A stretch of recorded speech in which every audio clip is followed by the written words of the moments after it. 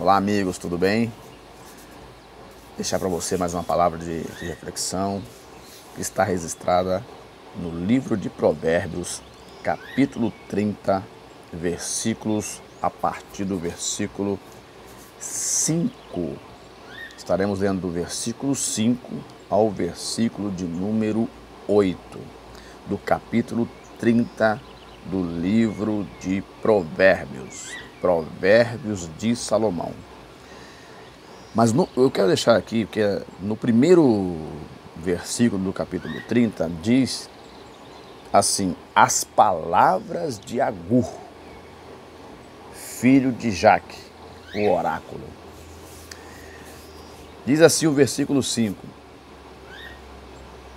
toda palavra de Deus é pura, escudo é para os que confiam nele. Vamos ver aqui, ó. Nada acrescentes à sua palavra, para que não te repreenda e seja achado mentiroso. Duas coisas te pedi. Não me negues, antes que morra. Verso 8. Afasta de mim a vaidade e a palavra mentirosa. Não me des nem a pobreza, nem a riqueza. Mantém-me do pão da minha porção acostumada. Essa foi a oração de Agur, que ele pediu a Deus para afastar dele a vaidade, mas que não desse a ele nem a riqueza e nem a pobreza, mas que não deixasse ele sem a sua porção acostumada. Compreendeu? Olha só, afasta de mim a vaidade e a palavra mentirosa. Tá entendendo? Por que isto? Porque a vaidade, ela são de coisas aparentes. A vaidade geralmente está ligada à luxúria. Tá certo? Que é um dos 7 pecados capitais. E para poder manter a vaidade, você precisa ir além da sua porção acostumada. Outra coisa é a mentira. Acontece muito no cotidiano as pessoas usarem a mentira para poder se sobrepor às outras. É muito comum no dia a dia as pessoas mentirem. É muito comum, a pessoa mente, a esposa mente para o marido mente para a esposa, o filho mente para o pai mente para o filho, o aluno mente para o professor. Há certos casos que o professor mente para o aluno, o empregado mente para o patrão, para o encarregado, Vai lá, pega um atestado falso para dizer que está doente, entendeu? Então, no ganhar do dinheiro no dia a dia, das pessoas fazerem o dinheiro, também há muitas mentiras e assim se vão. Mas há um fato gritante também, que é a vaidade. Ela faz as pessoas fazerem coisas inimagináveis. A vaidade é o externo. Por exemplo, se fulano conseguiu uma coisa bonita, eu também posso. Mas talvez eu não tenho a estrutura que o outro fulano tem. Mas eu quero ter o que o outro fulano tem. Talvez o salário que o meu marido ganha, ou o rendimento que chega na minha casa, é o rendimento que dá para pagar o alimento, a energia, a água, o telefone, a internet, a farmácia, o açougue e os estudos dos meus filhos. Mas agora eu, por vaidade, vou me envolver em outra coisa além daquilo que além da receita que entra na minha casa. Certamente, quando eu for dormir, eu vou dormir com perturbação. Eu vou dormir com preocupações, porque simplesmente eu, por vaidade, por luxo, por capricho, por competição, por querer se enquadrar no mesmo nível das outras pessoas, sendo que o meu rendimento, ele não consegue fazer isso no momento. Isso não quer dizer que a pessoa não pode, ela não tem oportunidade para buscar os seus anseios. Tá? Ela pode, mas só que as coisas acontecem dentro do tempo. Para uma pessoa que nasce num lar humilde e simples, ele não vai conseguir alcançar os seus objetivos da noite para o dia.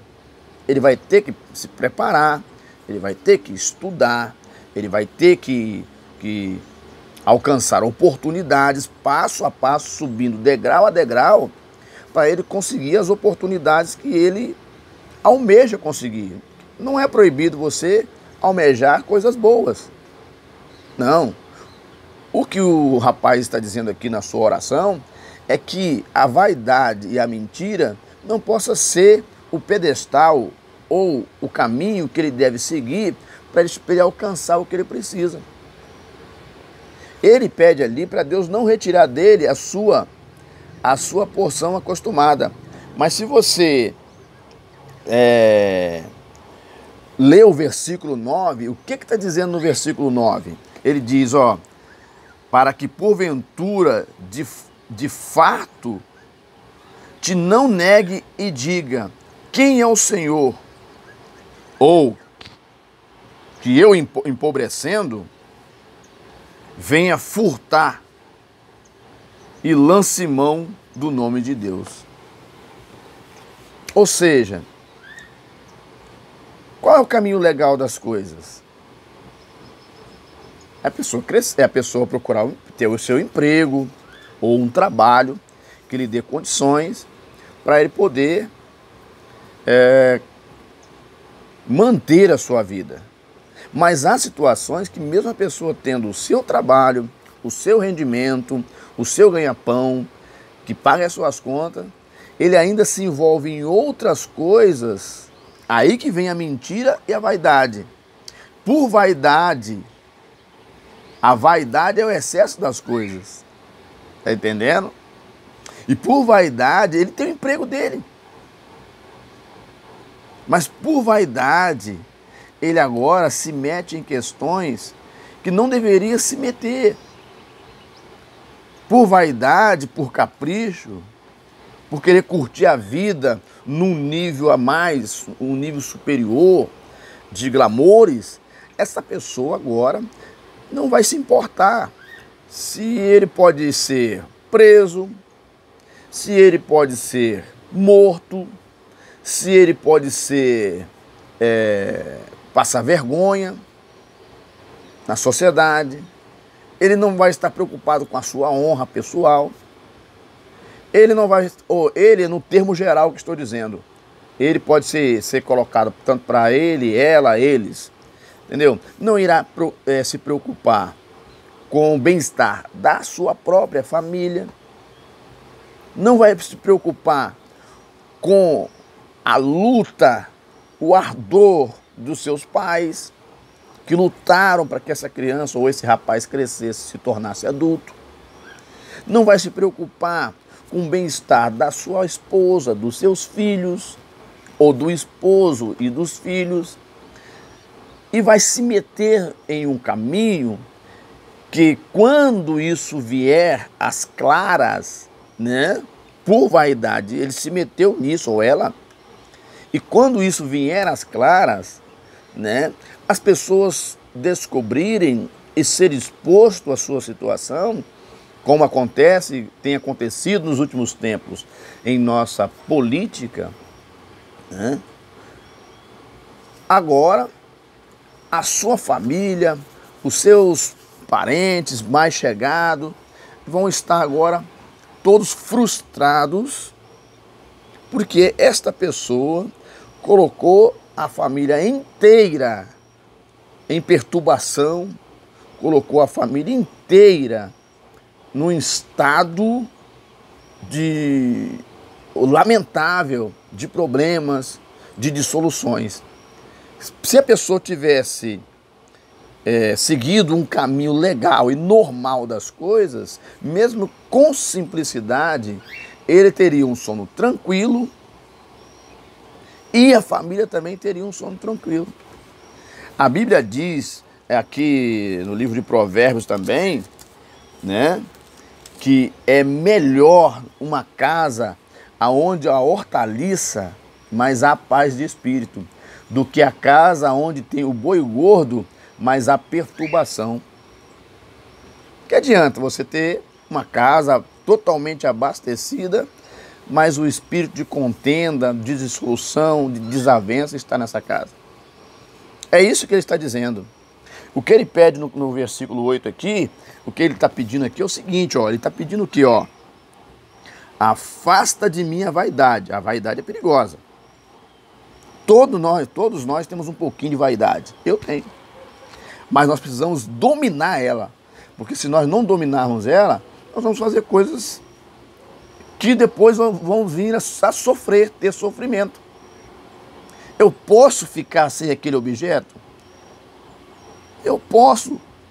Mas se eu estou preocupado com como que o outro vai me elogiar, se eu estou preocupado como que as outras pessoas vão me elogiar, se eu estou preocupado com elogios, com galanteios, eu vou estar sempre envolvido na vaidade, eu vou estar sempre colocando todas as minhas condições financeiras em risco, apenas pelo capricho da vaidade.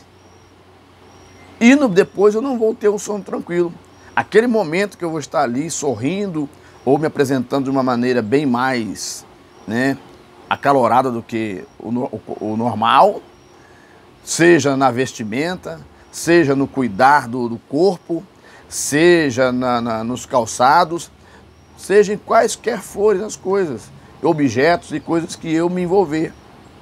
Mas se essas coisas me trazem perturbação, é melhor eu ficar sem elas. Isso não quer dizer que nós não podemos crescer, prosperar, enriquecer. Podemos enriquecer, mas só não podemos entrar pelo caminho da vaidade que consome a nossa alma. Se a vaidade que adianta eu me apresentar bem, belo, bonito ou bonita, tudo meu bonito, tudo certinho, mas no fundo, eu não tenho paz, eu não tenho um bom sono, eu não tenho um bom descanso, minha família sofre, os problemas não saem. Então, por isso que no livro de Provérbios aqui, no capítulo que eu não separei, diz que melhor é uma casa onde há hortaliça, mas há paz de espírito, do que uma casa onde tem o boi gordo, a fartura das coisas, mas há contenda.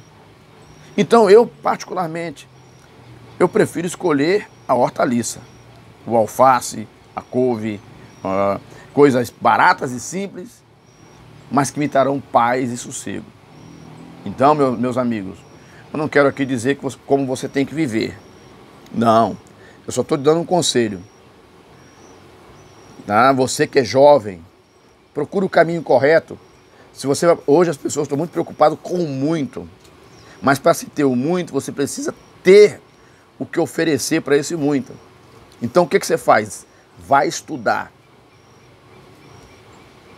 Se você não tem preparo técnico ou nível superior, o que você faz?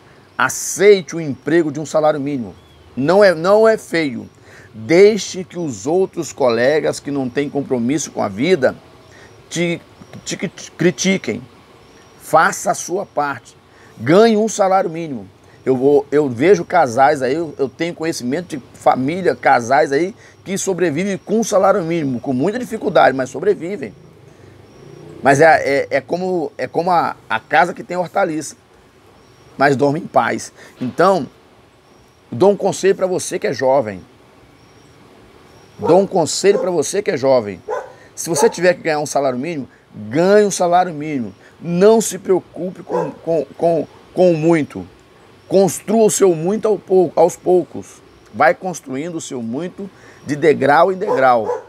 E quando você perceber, você vai estar numa bênção tal em que não terá retorno. Você vai estar sempre abençoado constantemente. Então, peça a Deus essa sabedoria. Lá no capítulo 4 de Provérbios diz: não entre na vereda dos ímpios, porque eles não dormem sem fazer tropeçar alguém. Então, te preocupe com isso.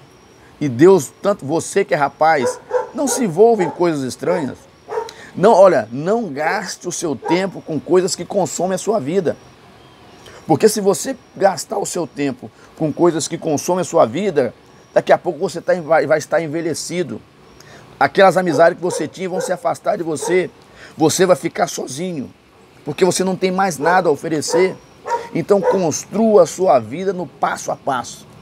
E tenho certeza que Deus certamente te abençoará e você será um homem próspero e uma mulher próspero na sua vida. Deus abençoe a sua vida e te dê a paz que você precisa.